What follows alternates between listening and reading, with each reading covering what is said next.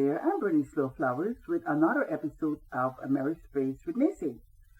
I'm not going to dwell much on this issue. I'm going to keep it short.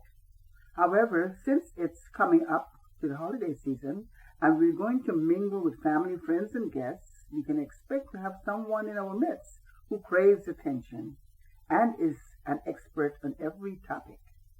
So let me begin with this question. Do you know people who love to call attention to themselves, sound off the mouth, go on and on about any subject that comes up? Let's say a know-it-all person. That's right. They know everything about everything. I'm sure you know people like that. What's so funny is that know-it-alls come up with the funniest off-the-wall, you know what, that is so hilarious. They believe the babble jabber, they speak themselves, sounds that good and is amusing to others. And, frankly, most people dislike know-it-alls, especially when they are aware that the person is just making up stuff as they go along. It bothers me to ponder.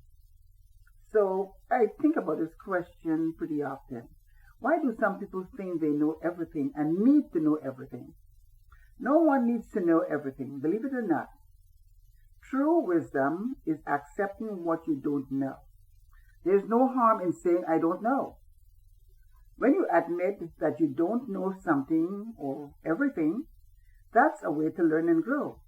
Admitting that you don't know something is healthy, empowering, and liberating because it feels good and it shows that you know your limitations and you're comfortable with them, which provides a chance to grow and learn.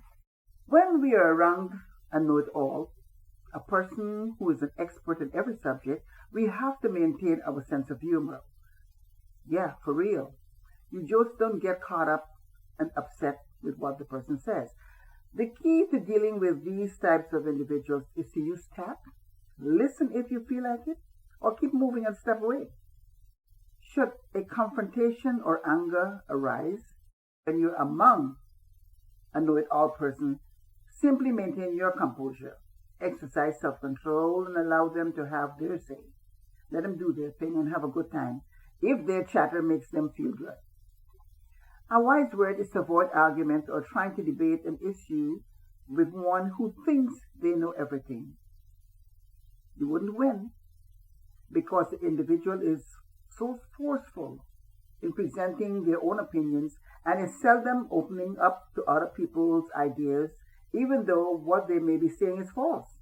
Also, know-it-alls tend to have poor listening skills and an inability to read social cues, so it's best to keep potentially upsetting topics off limits. Don't stir the pot, as they say, or instigate arguments. Get it? One way to avoid arguments with know-it-alls is to pretend that you're listening. Listen to them talk. Look as though you are fully engaged, however you're not. You hear what they are saying while you're actually ignoring or partially listening. Some may say it's unethical behavior not to listen when someone is speaking. Though in certain situations, when it's possible, try making this partially engaged listening blueprint a habit, especially if you're not interested in what the person might have to say. A good advice is to avoid a person who demonstrates know-it-all behavior, if at all possible. Now, I'm not saying to be selfish, uncaring, or close-minded with what others have to say. Just saying it's not worth your time and energy to get into heated or fruitless conversations and discussions with someone who knows everything about everything. Know-it-alls share what they know, whether someone asks them or not.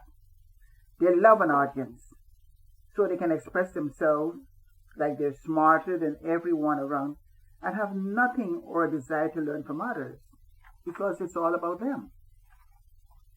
Now, genuinely wanting to learn about everything is different.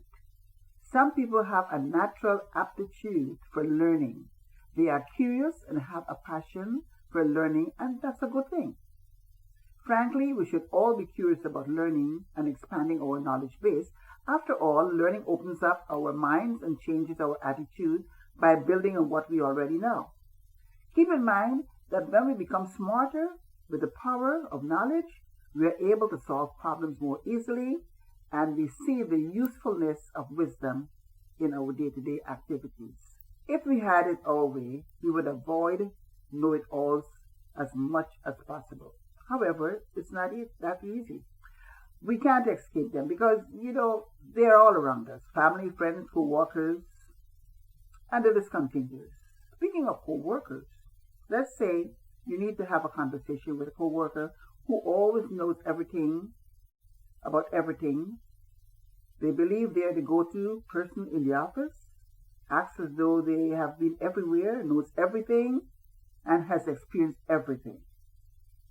Now, I know you really don't want to have a conversation with this person. However, you need to. You would prefer to delay talking with them because they have strong opinions, not open to new ideas or suggestions, and has a solution for every answer, right or wrong. Now, are you prepared to deal with that? What would you do? If you haven't given it a thought, I suggest go prepared with facts, so you know what you're talking about and not just running off of the mouth. Be empathic, listen, and share your thoughts. In all of this, keep your cool, your sense of humor. Don't get upset or stressed out, since you know who you're dealing with.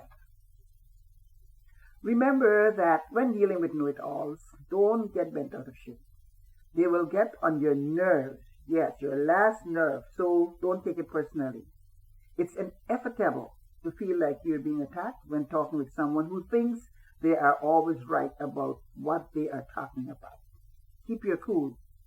You don't always have to accept their opinions.